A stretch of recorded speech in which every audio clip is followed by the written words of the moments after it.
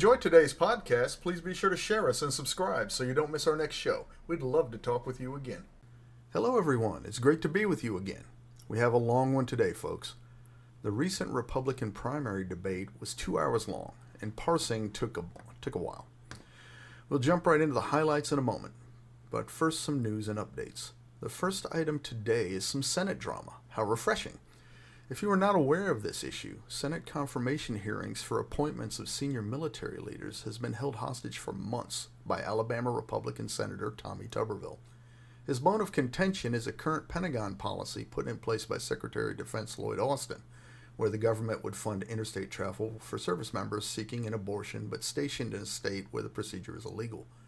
The overturn of Roe v. Wade this year has led to several states banning or restricting abortion, with as many as 24 expected to ban or restrict it, according to the Guttmacher Institute, an abortion rights organization. Tuberville says he won't accept amendments to the current policy to release the holds, nor has he introduced his own bill to overturn it. He insists Democrats introduce that legislation and vote on it, saying, move it back, and then have them write up what they want to vote on, and I will accept whichever way it goes. The holds are off, let's go to work. Military nominations have traditionally been a rare moment of bipartisanship in the Senate, with the nominations grouped together for a one-voice vote. To hold a roll call vote for every nominee individually would take months, time that legislators simply don't have. Per the Senate rules, a single senator can hold a nomination or piece of legislation, and Tuberville is using that to keep over 300 nominations in limbo. This has left several top positions vacant and increasing concern about the impending retirement of Chairman of the Joint Chiefs of Staff, Mark Milley, at the end of the month. This has a cascade effect down the ranks as well, with several levels of leadership not advancing, and potentially making them question their continued service as worthwhile.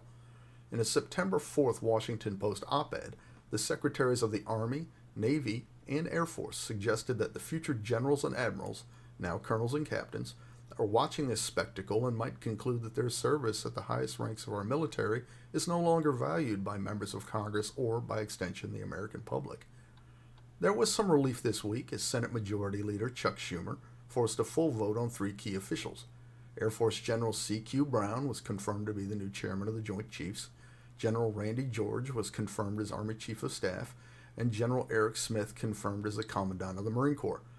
Schumer said he was left with no choice but to force the vote, saying of the nominees on hold, quote, Senator Tuberville is using them as pawns.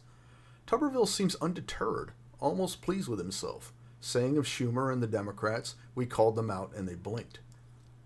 Moving on to this year's budget crisis, there has been some activity. 4 bills are headed to the floor for a vote after being included in House Resolution 723 that passed 209 to 198. This is just a step. It just means that they get to have their day in court, as it were, to be debated and voted on. It is curious that Texas Representative Chip Roy, not just a member of the House Freedom Caucus, but their policy chair, is the sponsor of the resolution. The HFC has been the antagonist through this whole episode, and now they want to bring bills to the floor? What are they up to? The bills in question are H.R. 4365 for the Department of Defense, H.R. 4367 for the Department of Homeland Security, H.R. 4368 for Agriculture, Rural Development, Food and Drug Administration, and related agencies, H.R. 4665 for the Department of State, Foreign Operations, and related programs. I perused the bills, and there are some rather juvenile attempts to settle scores on the amendments put forward. Some examples in the Department of Defense bill are Lauren Boebert's attempts to reduce the salaries of 2 people to $1. She tried the same trick in the Homeland Security bill, this time targeting 4 people for the $1 salary. Her HFC Confederate Andy Biggs thinks $1 is too much. He wants 6 people in DHS to get no funding at all. Marjorie Taylor Greene found it in her heart to only reduce Senator Mayorkas' pay to $1. Boebert popped up again in the agriculture bill with that same $1 salary trick. Whether they will pass or not remains to be seen. Some GOP members are already grumbling about things like Ukraine funding in the defense bill, and there are funding disputes regarding Homeland Security and agriculture. Even if all 4 pass, they will still have to pass in the Senate. The resolution passed with no Democratic votes, supporting the idea that the language is very partisan. This means they will likely have a tough time in the Senate. Let us not forget that there are still 7 other bills waiting to go to the floor of the House. The chances of avoiding a shutdown of some length are nigh on impossible. Strap in. Federal agencies have been preparing in the lead-up. Guidance has been getting filtered down and preparations made for closing down shop. What's that going to look like for the federal workers? In a Federal News Network review of the publicly available federal agency plans for a potential shutdown, around 65% would be exempt from furloughs or accepted. This means they would report to work, but whether they will be paid varies. Exempt personnel work for an agency that is funded via a different stream of money that is not contained within the budget being contested. This represents about 37% of the federal workforce. Social Security is an example. It's funded by specific law, not annual discretionary spending. Unless impacted by some secondary factor, these people should be working and paid as normal. Accepted people are funded by this annual budget and will not be paid, but will still be expected to report for work.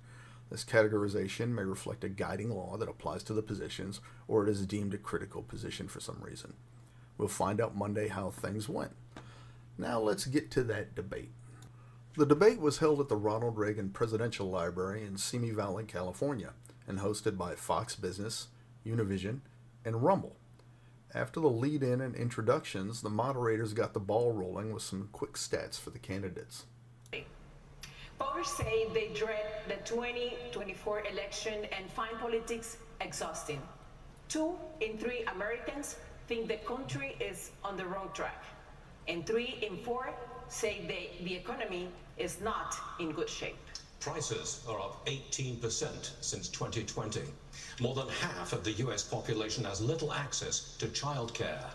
85% of Americans say their personal finances are a source of stress. The first to go was Tim Scott.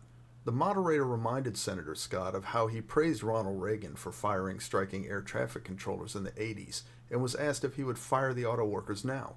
He explained that a president cannot fire private sector workers, but his complaint was, one of the challenges that we have in the current negotiations is that they want 4-day French work weeks, but more money. They want more benefits, working fewer hours. That is simply not going to stand. When asked if he empathized with the striking auto workers, Vivek Ramaswamy shared a personal story about his father's layoff from General Electric and his mother having to work overtime to pay the bills. But on this subject, he added, so I understand that hardship is not a choice, but victimhood is a choice. Nikki Haley, when asked to comment, suggested that the people were on the picket line because of inflation and high prices.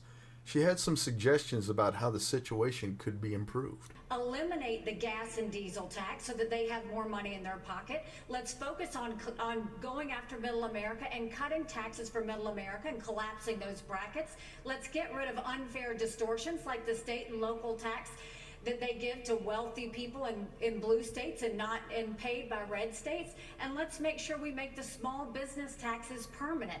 They only made those temporary. They made the corporate taxes permanent. Let's focus on what it takes to get more cash in the pockets of workers. That's when we'll be able to deal with strikes like this, not sitting on a picket line like Joe Biden is. The moderator repeated a statement Mike Pence had made that the policies of Trump populist protégés like Mr. Ramaswamy are, quote, a road to ruin for the GOP, and asked Chris Christie if the government does shut down, if the blame should be directed at populist Republicans. He said, if the government shuts down, should voters blame populist Republicans? Voters should blame everybody who's in Washington, D.C. They get sent down there to do the job, and they've been failing at doing the job for a very long time. And let's be honest about this with the voters. You know, during the Trump administration, they added $7 trillion. $7 trillion in national debt. And now the Biden administration has put another $5 trillion on and counting. They have failed, and they're in the spot they're in now because none of them are willing to tell the truth. None of them are willing to take on the difficult issues. They just want to keep kicking the can down the road. And the inflation that Nikki spoke about is absolutely right, and it's caused by government spending. And that's why people all across this country are suffering tonight. And yet we don't get any answers because Joe Biden hides in his basement and won't answer as to why he's raising the debt the way he's done. And Donald Trump hides behind the walls of his golf clubs and won't show up here to answer questions like all the rest of us are up here to answer. He put $7 trillion on the debt. He should be in this room to answer those questions for the people you talk about who are suffering. And if the government closes, it's the blame. It is to the blame of everyone in Washington, D.C., who has failed to do their job and just plays to the grandstand. The candidates quickly scrambled to throw in their takes, with Ron DeSantis getting a shot. He accused people in Washington of shutting down the American dream and offered up his resume. As governor of Florida, we cut taxes, we ran surpluses, we've paid down over 25% of our state debt, and I vetoed wasteful spending when it came to my desk. And as your president, when they send me a bloating spending bill that's going to cause your prices to go up, I'm going to take out this veto pen and I'm going to send it right back to them. Later on, Chris Christie was challenged on some inconsistencies on his illegal immigration policies. Governor Christie, as governor of a non-border state in 2010, you supported a path to citizenship. But when you ran for president in 2016, you flipped, saying immigrants should be tracked like FedEx packages.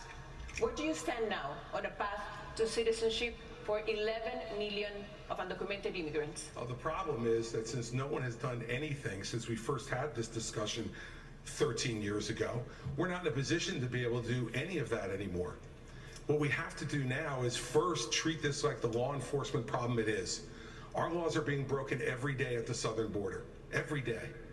And Joe Biden and his crew is doing nothing about enforcing that law. They are letting it go. And by the way, they announced during the presidential race they were going to let it go. And we need to have a president who acts like I did as governor, enforce the law first and foremost. And that means what I'll do on day one is sign an executive order to send the National Guard to partner with Customs and Border Patrol to make sure that we stop the flow of fentanyl over the border, but also to make sure that we send a much different message. We want you here in this country to fill the 6 million vacant jobs we have, but only if you come here to follow the law and only if you come here legally. If you come here illegally, we will apprehend you and we will send you back across the border from which you came. And the fact is that until we set a law and order agenda in this country, not only now but in the future, we won't be able to continue. Staying on the immigration topic, Nikki Haley was asked if the $55 billion spent in the last decade to address the root causes of migration, with numbers only growing, if we were just wasting our money. She responded, Well, what happens is when Joe Biden waved the green flag, it told everybody to come. And now we've seen 6 million people cross the border. We've had more fentanyl that have killed Americans in the Iraq, Vietnam, or Afghanistan wars combined. We need to make sure that we are a country of laws. The second we stop being a country of laws, we give up everything this country was founded on. So we have to secure the border. The way we do that is, first of all, defund sanctuary cities. You see what's happening in Philadelphia right now. It's gotta stop. We need to make sure we put 25,000 more Border Patrol and ICE agents on the ground and let them do their job. I spent 400 miles down that border, and I'm telling you, Border Patrol agents aren't allowed to do their job. Let's go back to Remain in Mexico policy. Instead of catch and release, let's go to catch and deport. What about what about the aid that federal taxpayers are paying to deal with the root causes? It's not working. The only aid that we should be spending right now is to secure the border, the southern border, the northern border, period. We need to keep Americans safe, and right now Americans are not safe. Only when we fix the immigration system, only when we get the border secure, should we ever look at putting any more money into this. Our money should be about keeping Americans safe. We're not doing that. Joe Biden's not doing that. And you mentioned Congress and shutting down government. I'll make it clear. We have to change the budget process in 4 years. In 40 years. Congress has only delivered a budget on time 4 times in 40 years. Right. If they don't keep the government open, they should not get paid. No pay, no budget. The moderator challenged Ron DeSantis with the following question. China invested $12 billion in Latin America just last year. They signed strategic partnerships with 7 countries, including Mexico. And China's military ties to the region now include arms sales and training exercises. Are you comfortable with China deepening ties with our southern neighbors? Of course not.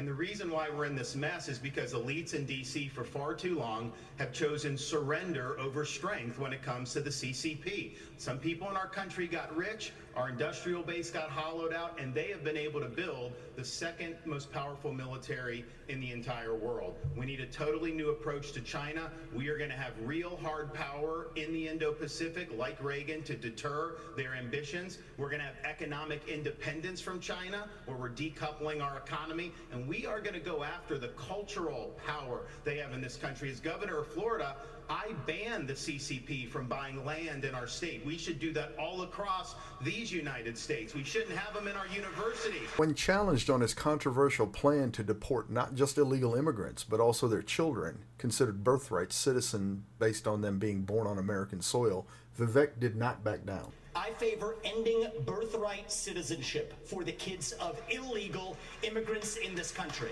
Now, the left will howl about the Constitution and the 14th Amendment. The difference between me and them is I've actually read the 14th Amendment. What it says is that all persons born or naturalized in the United States and subject to the laws and jurisdiction thereof are citizens. So nobody believes that the kid of a Mexican diplomat in this country enjoys birthright citizenship. Not a judge or legal scholar in this country will disagree with me on that. Well, if the kid of a Mexican diplomat doesn't enjoy birthright citizenship, then neither does the kid of an illegal migrant who broke the law to come here. When asked to comment on Mr. Ramaswamy's plan and how the 14th Amendment related to slavery, Tim Scott confirmed it did and not illegal immigration, but then took the opening to fire one of the first personal shots on the stage that night. We think about the fact that Vivek just said we were all good people, and I appreciate that, because last debate he said we were all bought and paid for. And I thought about that for a little while and said, you know, I can't imagine how you could say that knowing that you were just in business with the Chinese Communist Party and the same people that funded Hunter Biden millions of dollars was a partner of yours as well. It's not nonsense. So look, I want to respond. These are good people who are tainted by a broken system, and it's not the fault of anybody who's involved. Excuse me. Thank you for speaking while I'm interrupting. While I'm speaking. You said about if I may finish. You can't be on both sides.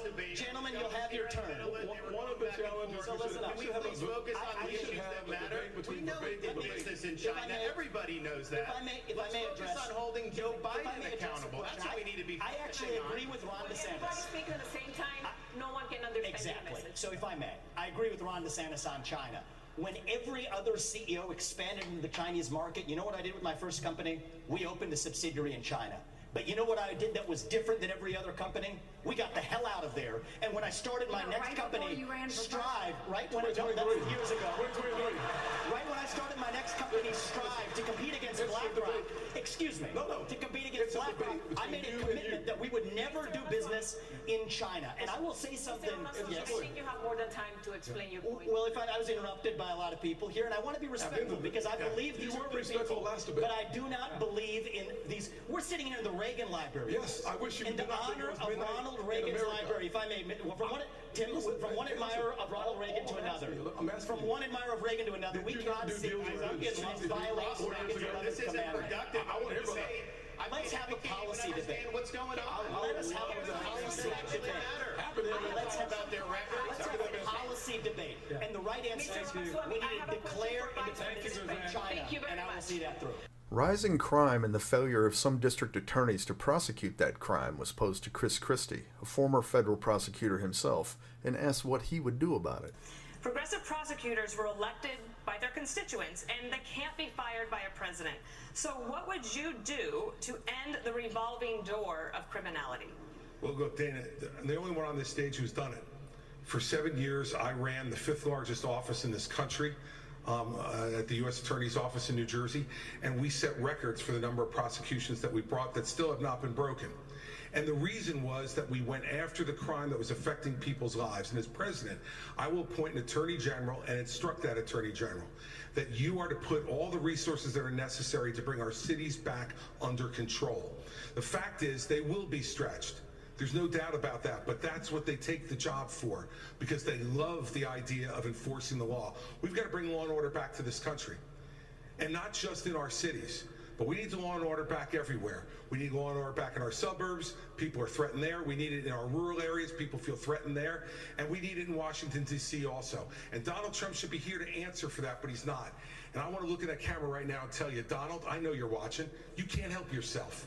I know you're watching, okay? And you're not here tonight, not because of polls and not because of your indictments. You're not here tonight because you're afraid of being on the stage and defending your record. You're ducking these things. The moderator then offered Ron DeSantis an opportunity to give his plan. In Florida, we back the blue. We support the men and women of law enforcement. They are keeping us safe. We have a 50-year low in the crime rate. And yes, when I had two progressive prosecutors that weren't following the law in Florida, I removed them from their post, and the people of Florida are safer as a result of it. As president, I will use the Justice Department to bring civil rights cases against all of those left-wing Soros-funded prosecutors. We're not going to let them get away with it anymore. We want to reverse this country's decline. We need to choose law and order over rioting and disorder. Mr. Ramaswamy was given the chance to detail his plans to deal with the trafficking of fentanyl into the United States. Dave, can I answer the question on mass shooting? Mr. Ramaswamy, according to Customs and Border Protection, about 90% of fentanyl is seized at official border crossings, and 57% of the smugglers are U.S. citizens. How would you stop fentanyl brought into the country, mostly by U.S. citizens, through ports of entry? There's two sides to this, and we have to be very honest about it. One is we do have to seal that southern border. Building the wall is not enough. They're building cartel-financed tunnels underneath that wall. Semi-trucks can drive through them. We have to use our own military to seal the Swiss cheese of a southern border. But we also have to be honest. There's a demand-side problem in this country, too. A mental health epidemic. He continued. We have to bring back mental health care in this country, not with pump and pharmaceuticals, but with faith-based approaches that restore purpose and meaning in the next generation of Americans. Many of them are getting it through social media. And this isn't a Republican point or a Democrat point, but if you're 16 years old or under, you should not be using an addictive social media product, period. When asked if and how he would repeal Obamacare as president when the Trump administration didn't, Mike Pence responded, "It's my intention to make the federal government smaller by returning to the states those resources and programs that are rightfully theirs under the 10th Amendment of the Constitution.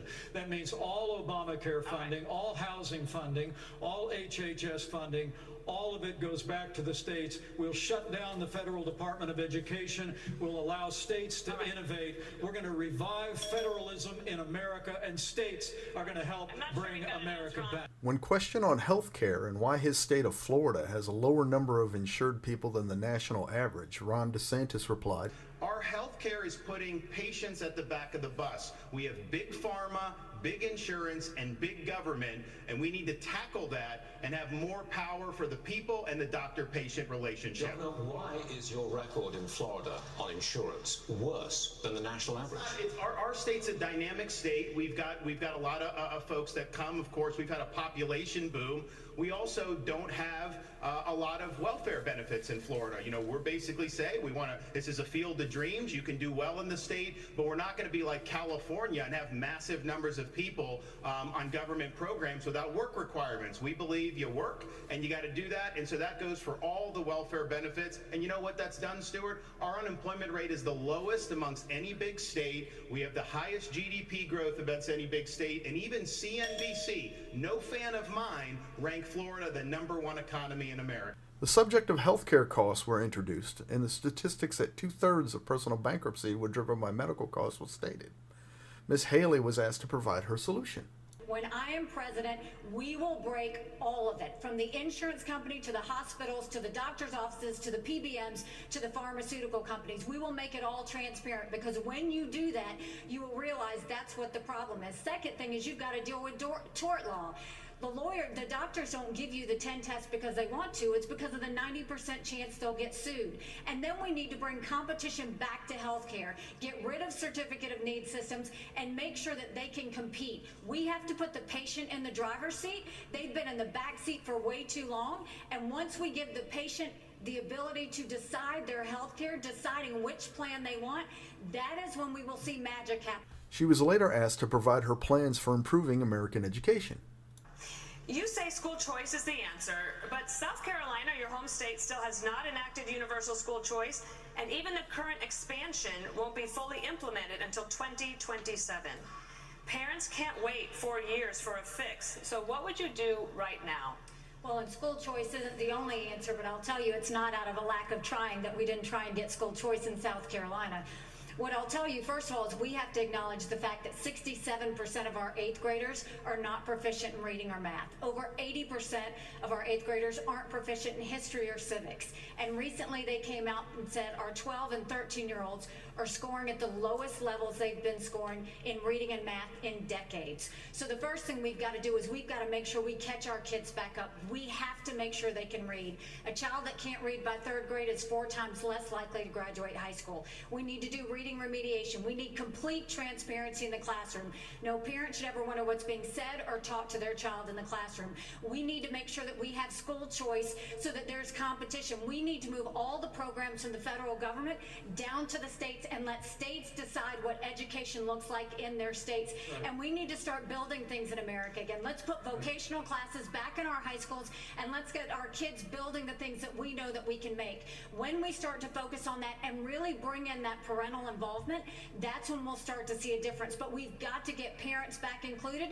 We've got to quit spending time on this DEI and CRT and instead focus on financial literacy, on digital literacy, and on making sure that our kids know what they need to do to have the jobs of the next generation. Ron DeSantis would later have to defend education in Florida. Florida's new Black History curriculum says, quote, slaves develop skills which in some instances could be applied for their personal benefit. You have said slaves develop skills in spite of slavery, not because of it. But many are still hurt. For descendants of slaves, this is personal. What is your message to them? So first of all, that's a hoax that was perpetrated by Kamala Harris. We are not going to be doing that. Second of all, that was written by descendants of slaves. These are great Black history scholars, so we need to stop playing these games. Here's the deal. Our country's education system is in decline because it's focused on indoctrination, denying parents' rights. Florida represents the revival of American education. We're ranked #1 in the nation in education by U.S. News and World Report. My wife and I, we have a 6, 5, and 3-year-old. This is personal to us. We didn't just talk about universal school choice. We enacted universal school choice. We didn't just talk about Parents' Bill of Rights. We enacted the Parents' Bill of Rights. We eliminated critical race theory, and we now have American civics and the Constitution in our schools in a really big way, just like President Reagan asked for in his farewell address back in 1989. Florida is showing how it's done.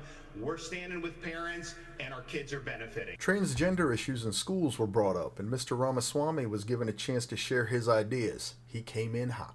Over 10.7 million students in over 18,000 public schools nationwide have the ability to change their identity notification. Governor Christie told Stewart last week that he would pass a federal law to protect parental rights. Would you try to do the same?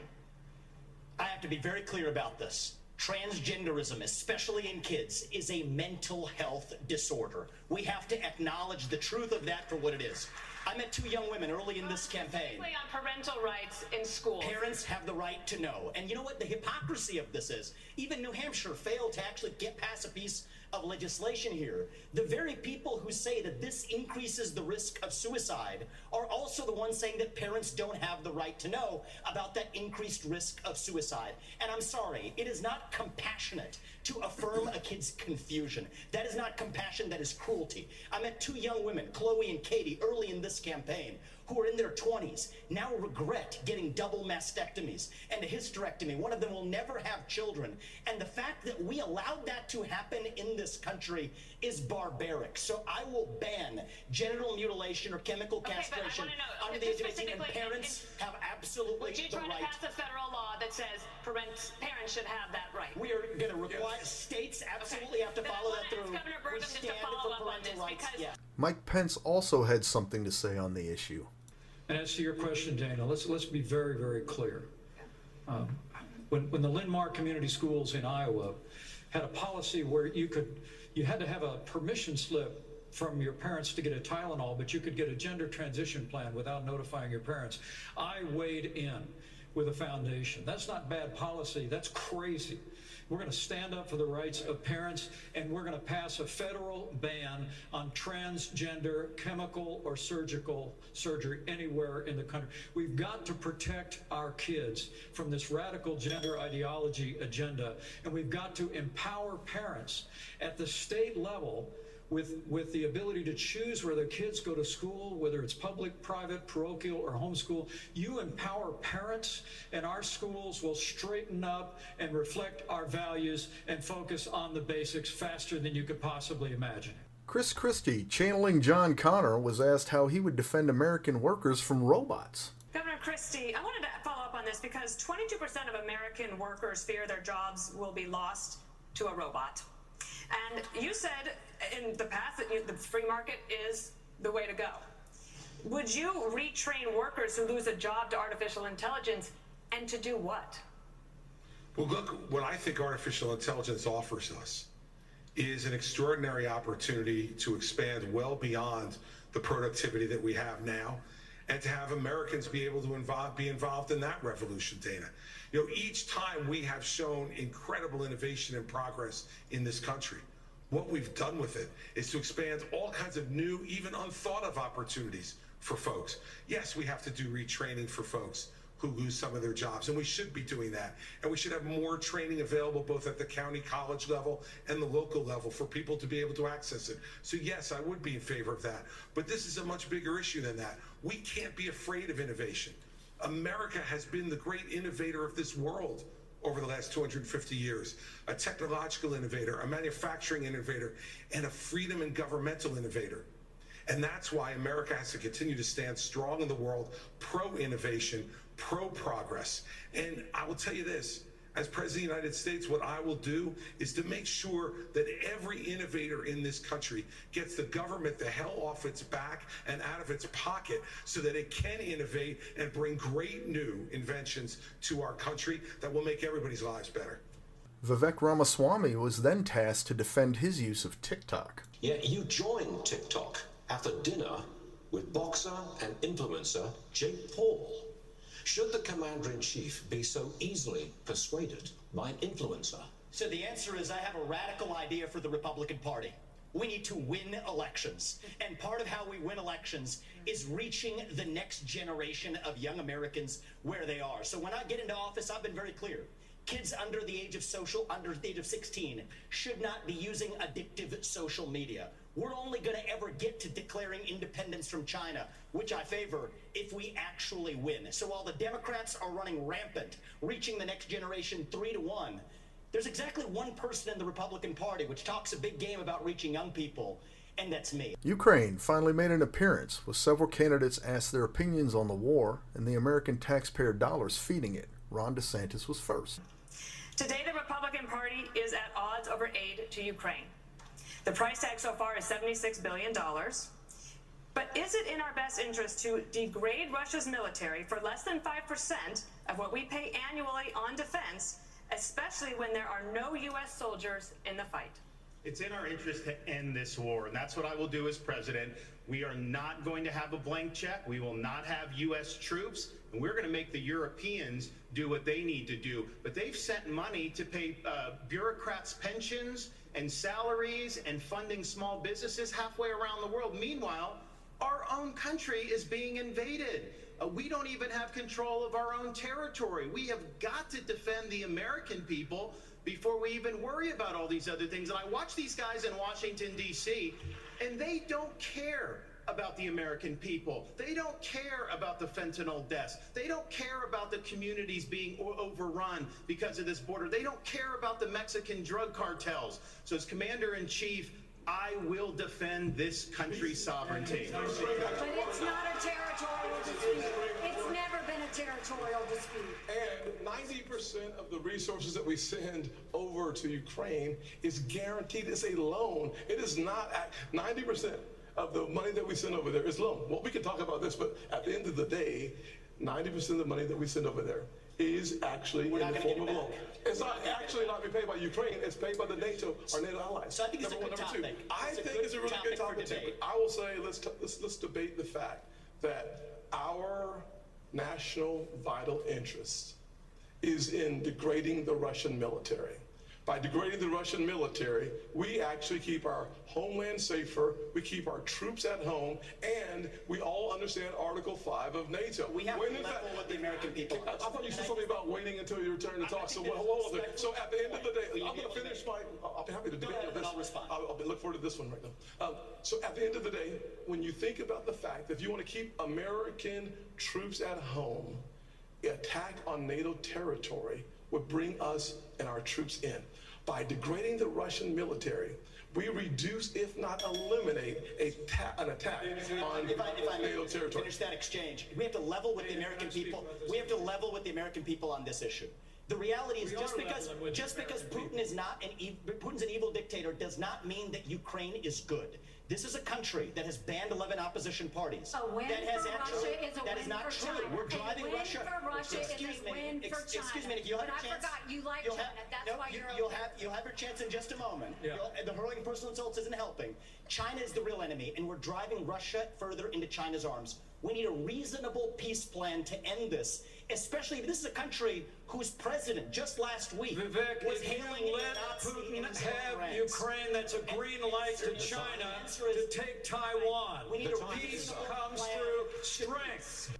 Chris Christie was asked if, perhaps, we were focusing too much on Ukraine. Governor Christie, President Biden's first 2 years have brought China, Russia, and Iran closer together. Are we focused too much on Ukraine and not enough on this threat from the New World Order? No, they're all connected, Stuart. They're all connected. The Chinese are paying for the Russian war in Ukraine. The Iranians are supplying more sophisticated weapons, and so are the North Koreans now as well, with the encouragement of the Chinese. The naivete on this stage from some of these folks is extraordinary. Look, I understand people want to go and talk to Putin. Guess what? So did George W. Bush. So did Barack Obama. So did Donald Trump. And so did Joe Biden when he said a small invasion wouldn't be so bad. Every one of them has been wrong. And the fact of the matter is, we need to say right now that the Chinese-Russian alliance is something we have to fight against, and we are not going to solve it by going over and cuddling up to Vladimir Putin. Look, Donald Trump said Vladimir Putin was brilliant and a great leader. This is the person who is murdering people in his own country, and now not having enough blood, he's now going to Ukraine to murder innocent civilians and kidnap 20,000 children.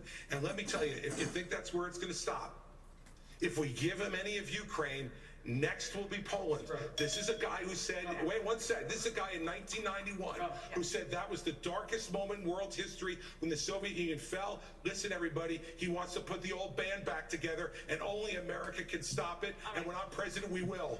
Nikki Haley was asked to explain her plans to send American forces into Mexico, another sovereign nation, to combat drug cartels. You say you will send special operations to attack the cartels in Mexico. So, this means boots on the ground, drone strikes?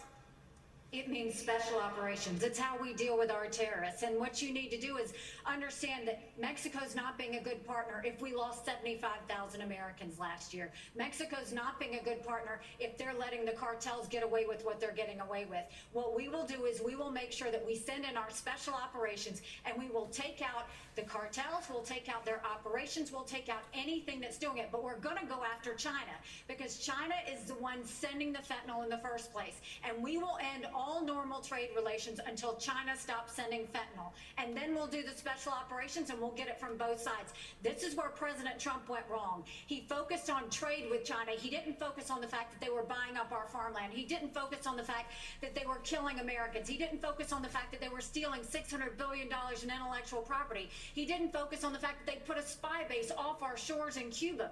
They didn't focus enough on the fact that all of our law enforcement drones in America are Chinese, and we've got all these little surveillance cells. We need to start focusing on what keeps Americans safe. That hasn't happened in a long time. As your president, I will make sure every American is safe, and we'll do whatever it takes to make that happen. Senator Scott was asked to interview for the position of president with the person who actually appointed him to the United States Senate, former South Carolina Governor Nikki Haley. Senator Scott, the national debt has nearly doubled in your time in office. The approval rate for Congress is at a mere 19%. If this were a business, you'd probably all be fired in Washington, but you're here tonight looking for a promotion. In 2013, Governor Haley hired you for the Senate. I'd like you to tell her why you should be promoted to CEO of the nation instead of her. Certainly. One of the things I'd say is if you look at our national debt of $33 trillion, I would love to have an opportunity to have this country pass a balanced budget amendment. That would constrain the spending in Washington in the same fashion that it does in every state in our nation, number one. Number two, if you want to actually reduce our national debt, you have to grow our economy. In order to grow our economy, you need to create about 10 million jobs to grow our economy at 5%. You can do that in three specific sectors. Number one, the energy sector. We could create between 3 and 3.5 million jobs if we unleashed all of our energy resources. America is we're the richest country if you combine coal, gas, and oil. Why not unleash all of our resources? Number two, we've lost 100,000 factories. 100,000 factories in the last 25 years.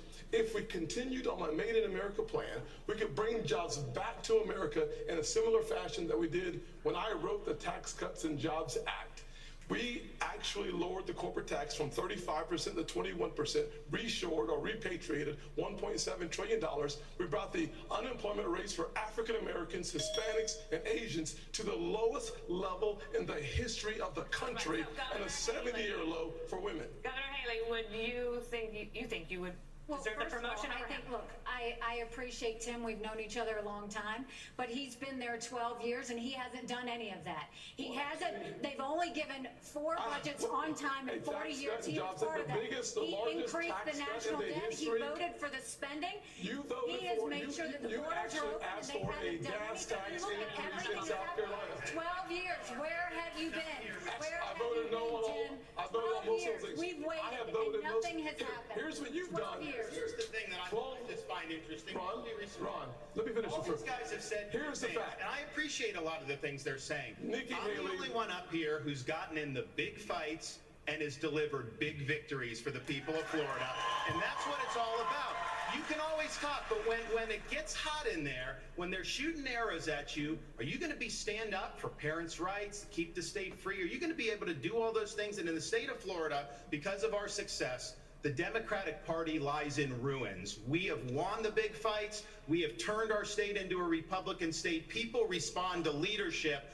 I've done it while others have talked about it. On the heels of that interception, Mr. DeSantis was asked the following. Next year, abortion will likely be on the ballot in Arizona. That is a must-win state. Governor DeSantis, how are you going to win over independent, pro-choice voters in Arizona? Same way we did in Florida. We won the greatest Republican victory in a governor's race in the history of the state, over 1.5 million votes. We were winning places like Miami-Dade County, Palm Beach, that nobody thought was possible because we were leading with purpose and conviction. I reject this idea that pro-lifers are to blame for midterm defeats. I think there's other reasons for that. The former president, he's missing in action tonight. He's had a lot to say about that. He should be here explaining his comments to try to say that pro-life protections are somehow a terrible thing. I want him to look into the eyes and tell people who've been fighting this fight for a long time. My wife and I earlier today were at the gravesite of President and Mrs. Reagan, and I noticed that there was a quote where it says, every single person has purpose and worth. We're better off when everybody counts. And I think we should stand for what we believe in. I think we should hold the Democrats accountable for their extremism, supporting abortion all the way up until the moment of birth. That is infanticide, and that is wrong. Let me ask Governor Christie. Governor Christie, do you think that Republicans... Yes, I will. Okay, Governor Christie, do you think that Republicans can do that in Arizona if this referendum is on the ballot there? Yeah, because I did it in New Jersey, Dana. Then why are all these other states losing? Well, because they don't have leaders in those states who are leading the fight the way it should be led. And in fact is, look, I was the governor here of the only blue state that's represented up here. This is where the fight is really tough for Republicans, and those are the states that we're going to have to try to win if we're going to win the White House back. And what we did was 14 times, Dana, in 8 years, I vetoed Planned Parenthood funding. 14 times. No one else gets it that much. The Democrats just kept sending it to me, and I kept saying no because I believe in life, but I also believe in states' rights. And I think we fought hard against Roe versus Wade for decades to say that states should make these decisions. So we're going to have those fights in the states. But what you need is a leader who can talk to people and make them understand that if you're pro-life, you have to be pro-life for the entire life, not just the 9 months in the womb. And we talked a lot about fentanyl tonight, and we haven't spoken one moment about treatment. But we need to make sure that for the drug-addicted 16-year-old on the floor of the county lockup, her life is precious too. And we need to be providing treatment to cure this as a disease that it is. If you're pro-life, you got to be pro-life for the entire life. We start talking like that, they're going to do what I did in the blue state, which was get reelected with 61% of the vote and won 70% of independents and 51% of Latinos because I told them the truth from my heart. The final question was a bit of a curveball, and the candidates didn't seem to find it very entertaining. Candidates, it's now obvious that if you all stay in the race, former President Donald Trump wins the nomination. None of you have indicated that you're dropping out. So, which one of you on stage tonight should be voted off the island? Please use your marker to write your choice on the notepad in front of you. 15 seconds, starting now. Of the people on the stage, who should be... I'm absolutely serious. With all due respect, I mean, we're here, like, you know, we're happy to debate, but I think that that's disrespectful to my fellow competitors. Nobody wants to participate. Let's do some questions. Let's talk about the future of the country. Let me ask you this. Let me ask you something. Then if you won't answer that question, let me ask you this one. Yeah. What is your mathematical path, Yes. Governor DeSantis, in order to try to beat President Trump, who has a commanding and enduring lead in this race? So polls don't elect presidents. Voters elect presidents. Right. And we're going to take the case of the people in these early states. We're going to do it in the state-by-state direction. And why? Because as Reagan said in his day, this is our time for choosing. We are not getting a mulligan on the 2024 election. Republicans have lost 3 straight elections in a row. We were supposed to have a red wave with inflation at 9%. It crashed and burned. Not in Florida, it didn't. We delivered it in Florida. And so we've got to choose right. We've got to win. And we need somebody that's going to be able to serve 2 terms. So in January of 2023, they'll be able to address the nation saying, we turned the economy around, we secured the border, and we fended off the threat from communist China. As your president, I will get that job done. Governor Christie, I believe I did see you write something. Governor Christie, I believe, excuse me, Governor Christie, I believe I did see you write something on the card. No, but I'll certainly tell you. Go. Okay. Yeah. Look, I think I've been the only one on this stage who's been clear about this. I vote Donald Trump off the island right now. And the reason I vote him off the island, any of the people on the stage, you know what? Every person on this stage has shown the respect for Republican voters to come here to express their views honestly, candidly, and directly, and to take your questions honestly. I have respect for every man and woman on this stage because they've done it. Vivek, put your hand down for a second, would you? I still got time, dude. So chill out. Here, look. This guy has not only divided our party, he's divided families all over this country. He's divided friends all over this country. I've spoken to people, and I know everyone else has, who have sat at Thanksgiving dinner or at a birthday party and can't have a conversation anymore if they disagree with Donald Trump. He needs to be voted off the island, and he needs to be taken out of this process. Can we get 15 seconds? You have 15 seconds. Look, I have a different view on this. I think Trump was an excellent president, but the America First agenda does not belong to one man. It does not belong to Donald Trump. It doesn't belong to me. It belongs to you, the people of this country. And the question is, who's going to unite this country and take the America First agenda to the next level? When we rallied behind the cry to make America great again, we did not just hunger for a single man. We hungered for the unapologetic pursuit of excellence. So yes, I will respect Donald Trump and his legacy because it's the right thing to do. But we will unite this country to take the America First agenda to the next level, and that will take a different generation to do it. That does it. I repeat, that does it. For the second Republican primary debate live from the Ronald Reagan Presidential Library. Thank you to all the candidates. We've loved having you here tonight, and we will see you out on the campaign trail. Have a great evening. Thank you for joining us, everyone. Good night. Buenas noches. And so went the second Republican primary debate. I seriously underestimated what a bear this would be to put together. I had to pull an all-nighter, and I'm still late dropping the episode, which drives me crazy. I apologize. But it was worth it to me, and I hope you found it useful. I am going to sleep now.